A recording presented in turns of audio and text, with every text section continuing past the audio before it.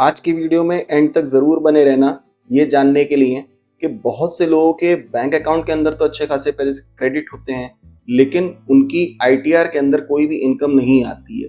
तो ऐसे कौन से केसेस होते हैं जो इसमें कवर्ड हो? जैसे कि मान लो हस्बैंड अपने वाइफ को कुछ पेमेंट करता है, कोई रिलेटिव अपने पेमेंट को करता है।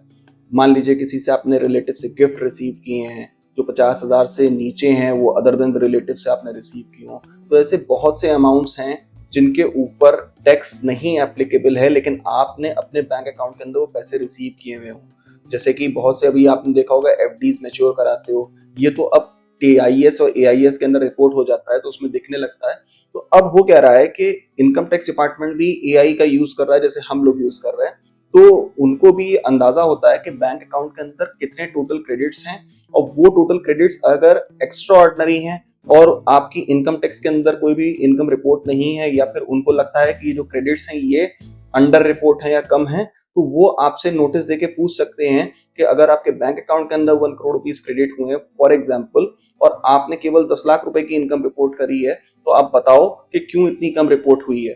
तो इन केसेस के अंदर उन्होंने इस बार इनकम टैक्स रिटर्न के अंदर एक कॉलम इंट्रोड्यूस किया है एग्जेम्प्ट इनकम के अंदर, और उस कॉलम के अंदर आप अगर ऐसी अमाउंट्स डिस्क्लोज कर देते हो जो कि आपकी एग्जेम्प्ट हैं क्योंकि वो ट्रांजेक्शंस टैक्सेबल नहीं है या फिर आपने अपने रिलेटिव से लिए हैं, तो आप कहाँ पर रिपोर्ट करोगे आईटीआर में? चलिए आइए चल के देख लेते हैं।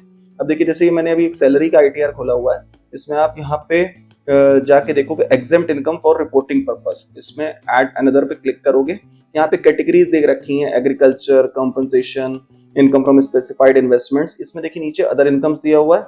सब कैटेगरी में आप जब जाओगे तो membership from HUF, scholarship, education, CBDT के सर्कुलर नोटिफिकेशंस में कोई एग्जेम्प्ट हो, receipt not in the nature of income, इसको आपको सेलेक्ट करना है। यहाँ पे जितना अमाउंट है और जो डिस्क्रिप्शन है, सपोज आपने अपने स्पाउस से रिसीव किया तो आप यहाँ पे उसको डिस्क्लोज कर सकते हो, ताकि आपके बैंक अकाउंट के क्रेडिट्स की मैचिंग हो जाए कि जितना पैसा आपके बैंक के अंदर रिपोर्ट हुआ है कितना एग्जेम्प्ट है, कितना आपने इस तरीके की नेचर जो आप यहाँ पे रिपोर्ट करने जा रहे हो जो कहीं पर नहीं लिखी हो वो, प्लस जो आप अपनी टैक्सेबल इनकम रिपोर्ट करो, तो सबका टोटल बैंक के क्रेडिट्स का मैच हो जाएगा आपके आईटीआर से। तो ये कॉलम को जरूर भरें, वरना नोटिस आने की संभावना है।